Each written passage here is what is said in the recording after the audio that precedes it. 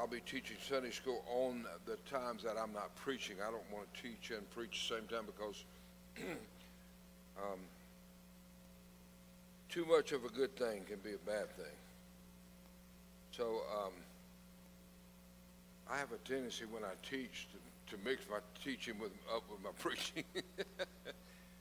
I want to talk to you. I started listening to this book called The Spirit of Leadership by Dr. Myles Munroe. I first came across that name from some reels on Facebook, and I said, this guy's really good. He's very scriptural. So I did a little research on him, found out he was a world-renowned speaker, motivational and leadership teacher, trainer.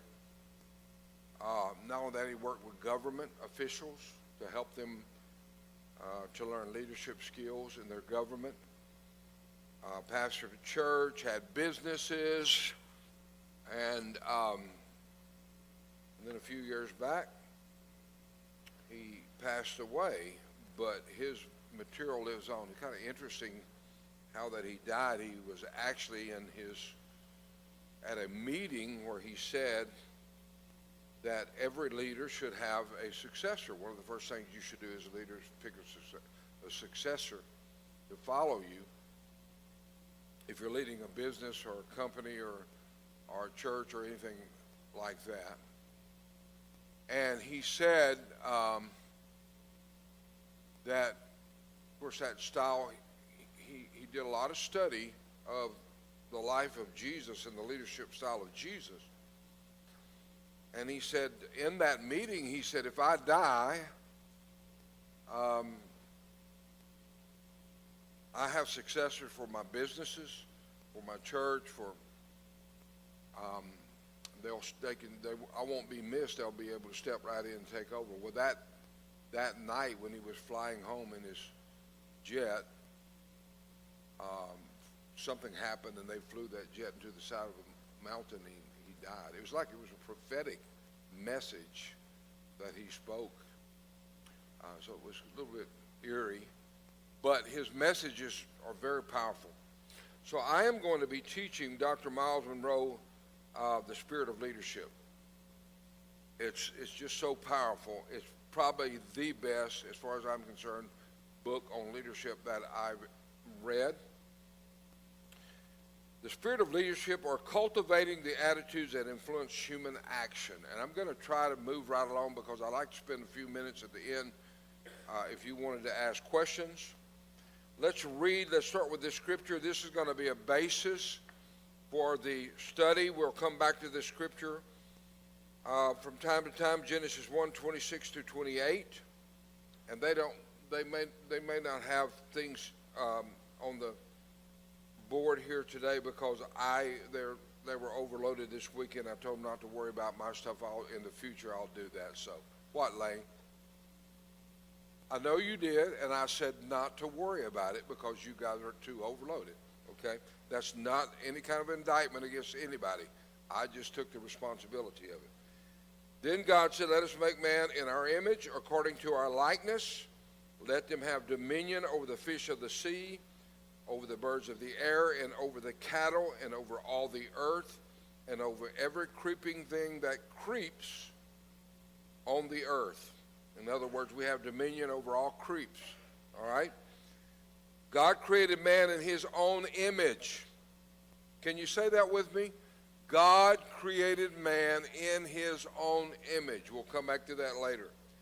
In the image of God, he created him. Male and female, he created them. Then God blessed them, and God said to them, be fruitful and multiply, fill the earth and subdue it. Say that with me. Fill the earth and subdue it. Have dominion over the fish of the sea, over the birds of the air, and over every living thing that moves on the earth. So those people who say, we're the invaders, animals were here before we were. Well, yes, they were. They were created before we were, but when we were created, God gave us dominion over them, okay? So that's still how it stands.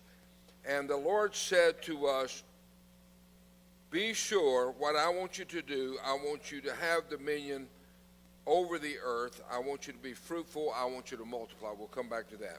Trapped within every follower, and most of this, what I'm sharing with you, are thoughts from Miles Monroe, so I'm not going to stop every minute that I read a quote from him and tell you this from him. Just realize that the most of this thinking is coming from Dr. Miles Monroe, which I agree with, and some of this would be mine, but most of it's going to be his. And he points out that trapped within every follower is a hidden leader. The most important quality is the spirit of leadership, that every person, because we were made in the image of God, this is just introduction today, but because we were made in the image of God, we have a leadership quality inside of us that can be developed and can be brought to fruition. He said as he was teaching about leadership around the world, he said he kept thinking there is a missing ingredient, a missing quality that I cannot, a missing ingredient that I can't put my finger on, until finally he began to realize a missing ingredient was the spirit of leadership. You may have, every man may have internally inside of him the aptitude or the ability to develop leadership, but not everybody has a spirit of leadership upon them. That is what you have to seek to be a proper leader. No matter how many seminars you attend, how many degrees you acquire, how many principles or precepts you study and learn, there seems to always be a barrier preventing many people from breaking through the leadership capacity. There's a lot of people who want to be leaders, but there's an ingredient that you got to have to be able to put you in that position that you need to be in. Simply put, the thinking of a leader is what separates him or her from the followers. How a leader thinks will be how he behaves, and how he behaves will make him a follower or make him a leader. True leaders are distinguished by a unique mental attitude that emanates from internalized discovery of self. There are 5 discovery questions we'll look at that everybody asks in one form or another. We'll look at those later. This, like I said, today is just an introduction. 5 discovery questions.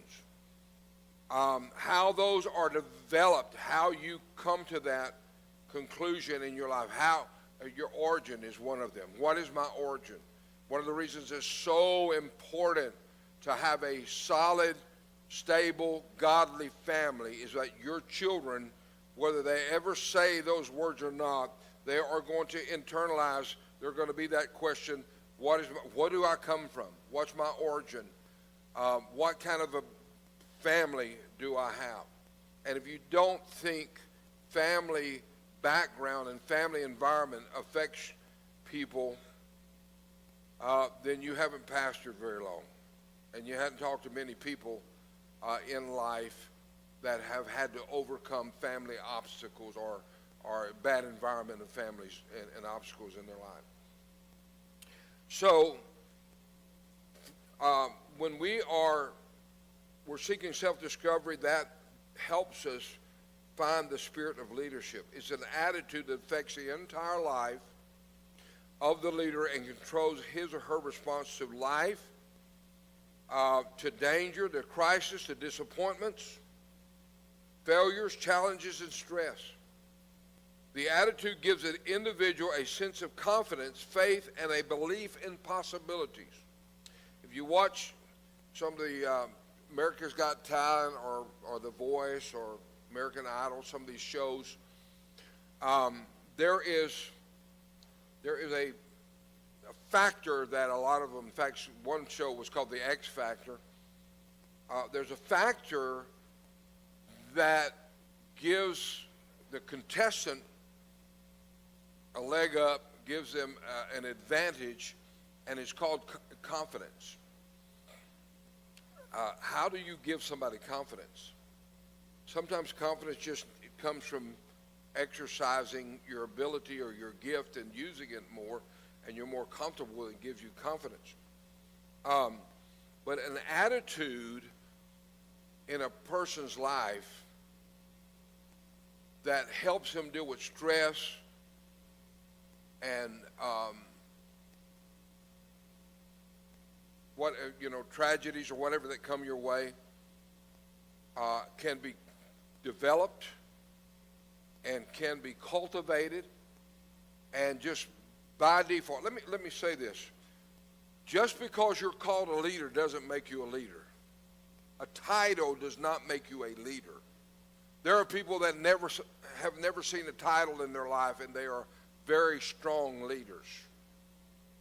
There was a person that one night they were in our home, in the back part of our home, and there was a mouse that got in the room. And of course, she was frightened of the mouse. But we thought somebody had been murdered for a minute because of the screaming and all that kind of stuff. And it was up on top of a couch when we went in there. It's almost had to get her and slap her. But this is a mouse. This is not a lion that's gotten in your room. It's not a wild tiger. And our little dog went in there and killed the mouse. But it was like, when you see, and there's probably other examples, people that have a wreck. My wife had a little fender bender at one point, and the girl got out and started cursing her. And finally my wife said, "Listen, would you talk to your grandmother the way you're talking to me right now? There's no need in this." It wasn't even really a fender bender. It was a little bump. No control. No boundaries. Just, if I think it, I'm going to say it. If I feel it, I'm going to act it. True leaders have an attitude that not only am I responsible for myself, but my environment and for helping people around me. That's what we're going to be looking at, and how to develop that kind of leadership ability. The spirit of leadership is something that is birthed inside of you and manifests itself in specific characteristic qualities. Joseph Prince is one of my favorite preachers. I just love his preaching. He builds faith. He is absolutely a grace preacher, but he is not a greasy grace preacher, if you please, saying just whatever you do is okay because it's covered. That's not how he preaches it. If you listen to him long enough, you realize he's very instructional in spiritual disciplines as well. But he's very strong in the radical grace message, which I believe in.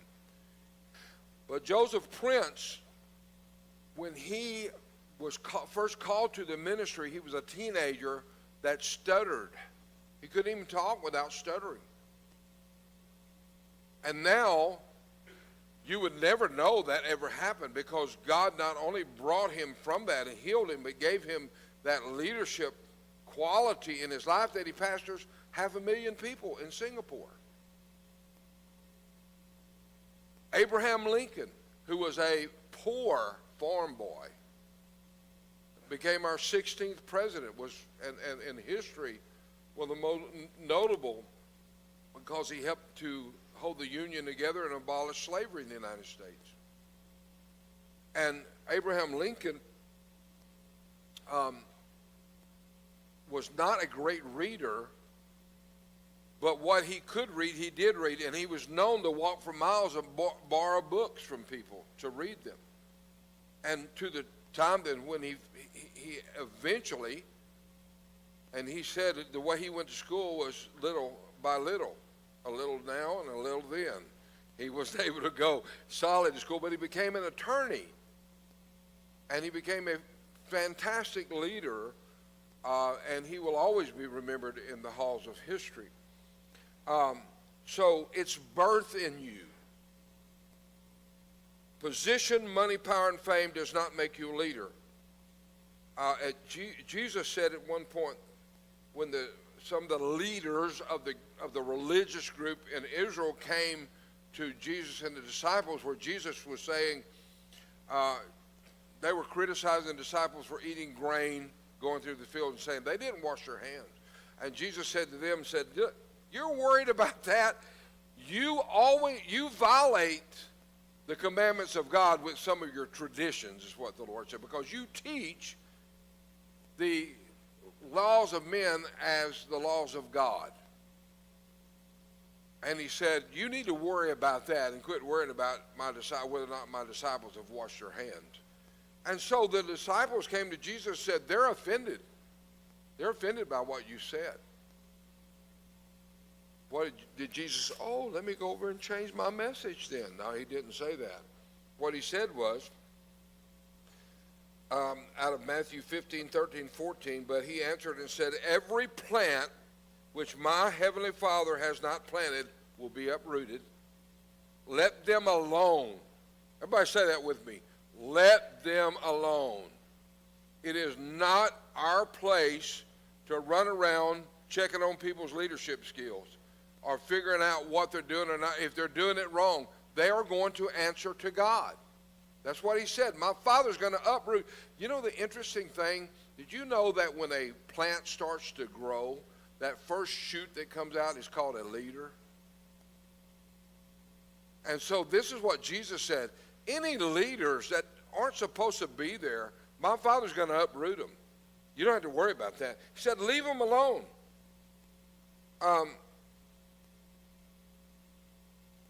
They are blind leaders of the blind, and if the blind leads the blind, they both fall in the ditch.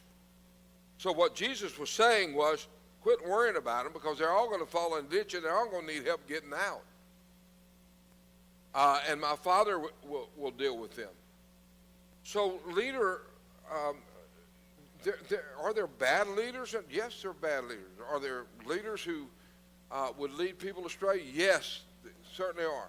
But I'm not worried about that. What I'm worried about is where am I at with the Lord, and what am I doing as a leader, and how am I developing myself before God as a leader. Leadership is not an exclusive club for the elite. All right? It's not an exclusive club for the elite. Only a few can have that position. Every human has the instinct and capacity for leadership, but most do not have the courage to cultivate it.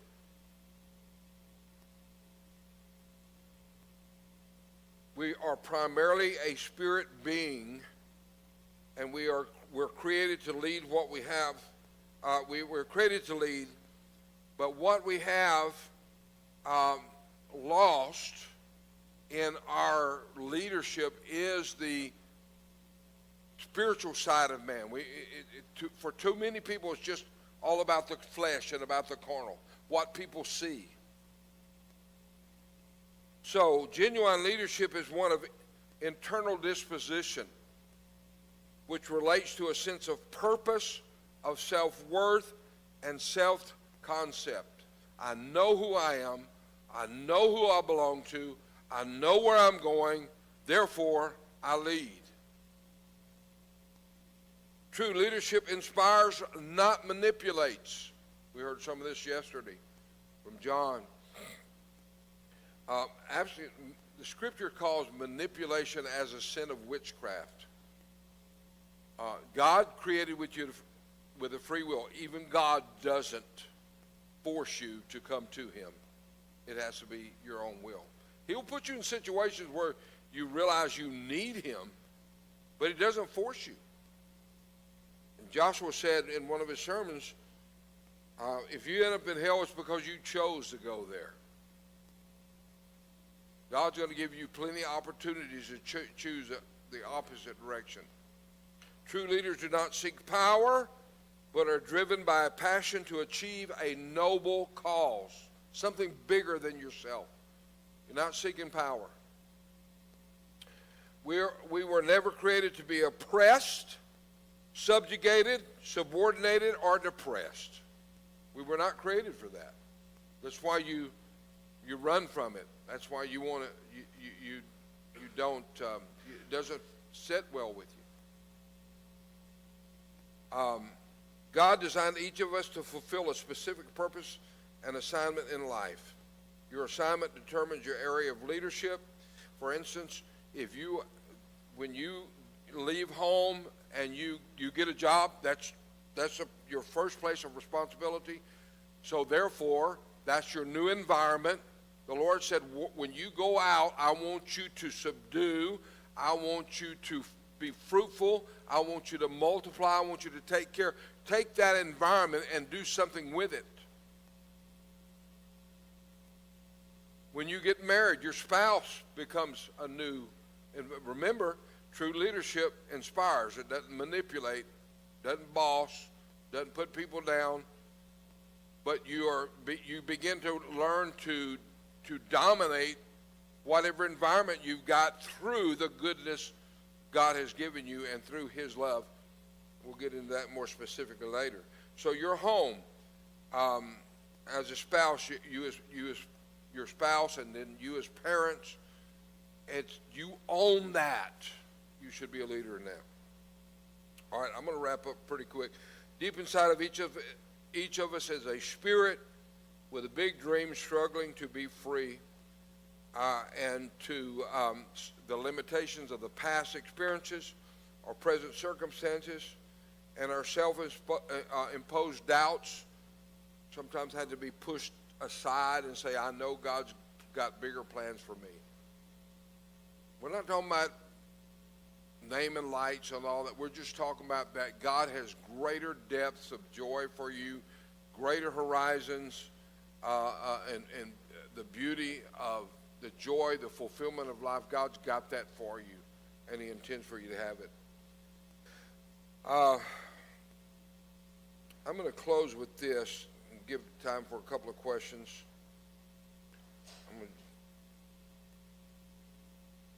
Miles Monroe talked about reading an article on a plane about how that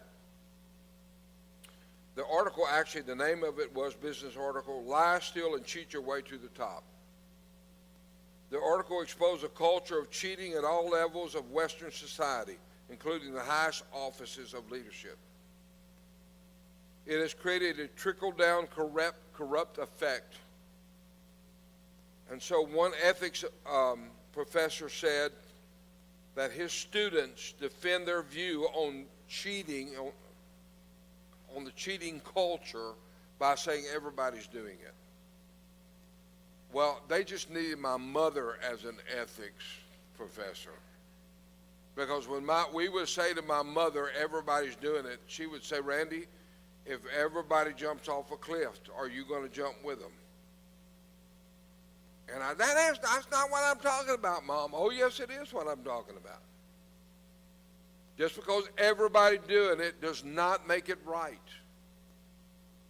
We need ethical leaders that will answer. In other words, it's not just leadership in name. Too many people are leading when people are watching, and when they're not, they just do whatever they want. Leadership has to be more than a title and an act. It's got to be a reality of how you live. That's what we're desperately in need of today in this world. So desperately. And we are sick, we've heard, and we're sick of the politicians that just make promises and go live however they want to live afterwards. They get voted in and they do the exact opposite of what they said they were going to do. It's just buying something from you. So we're going to talk about how to be the leader and develop into that leadership. And more of you are leaders than what you realize, but how to maximize that and let it, the realization of what God is doing with you can help motivate you to expand that.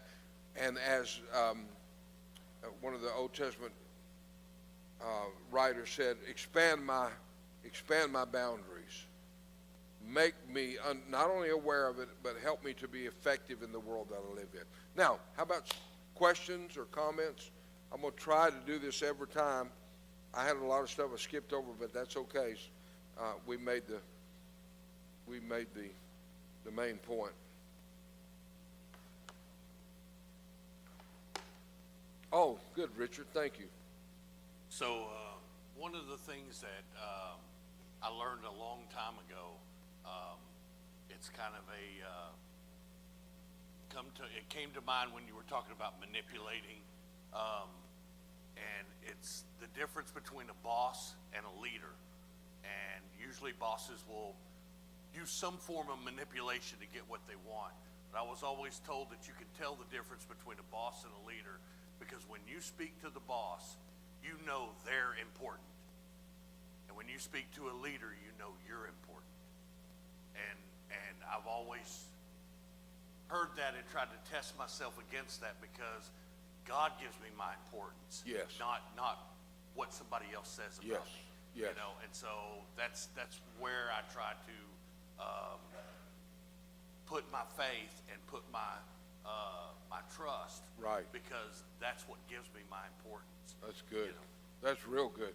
Yeah, I heard I heard this when I was younger, and it took me a long time to understand it. But someone said, if you have to remind somebody that you're the boss, and you've already lost your authority. In other words, a true leader is not going to stand there and defend himself. Just like if you don't recognize that I'm the leader, you'll recognize it before too long. I don't have to defend this position. I know who I am, and I know the authority I have. And so that's the kind of assurance and security that we should have in ourselves. And when we can come to that place, and a knowledge of the fact of where God's put you. I'm not going to teach more of my lessons. So, somebody else, comment. Somebody got a comment about yes. this? Yeah, Marty. This has been on my mind a lot lately, because in the local kingdom of McCoy, Yeah. we want some positive changes, not so much just sitting down in front of the TV or the games. But I would guess the reason they haven't been made is if you're going to lead in your house, I'm speaking for both of us, I don't think he minds. It's more complicated than just saying, hey, get off that device. It's like you said in the beginning, you Well, influence that's good. your environment. You have to do it first. That's good. And I'm too tired for that. No, Yeah. I mean, so sometimes we're not good leaders because we have expectations of other people that we will not do ourselves. Right. And in my mind, a leader is the forward scout. You do it first. You want someone else to do it, show them how it's done. That's excellent. I don't know if that's the right attitude, but Yeah, that's The end. good. Real good. That's good. And the caveat, what you said, we actually talked about this in men's meeting, but the problem that a lot of people struggle with getting over is when you're initiating the change as a leader, it's the hardest and the most unfair on you.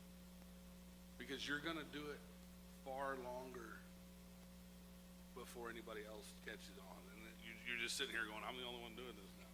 You know? And nothing's taken. The other thing I wanted to say is, and you might be getting to this, but the other part of this is you are in some form or fashion in this world with somebody, unless you're obviously a small child and they're not in here, you are a leader. Always. The only determination you get to make is whether you're a good one or a bad one. And saying I don't want to be a leader or inaction is action. Mm-hmm. And all you've become is a sorry leader of somebody. Mm-hmm. So these principles, these leadership principles, they're prevalent in your life, and in action, all you've done is chosen C. I'll be a poor leader through doing nothing. Right. That's good. The thing about it is we are created in the image of God. There's a lot involved in that. A lot involved in that. We'll talk about that. Anybody else? All right, good. Man, I can't believe I actually held it within I think it was 21 minutes or so. All right, let's stand. Let's take a break and come back for worship.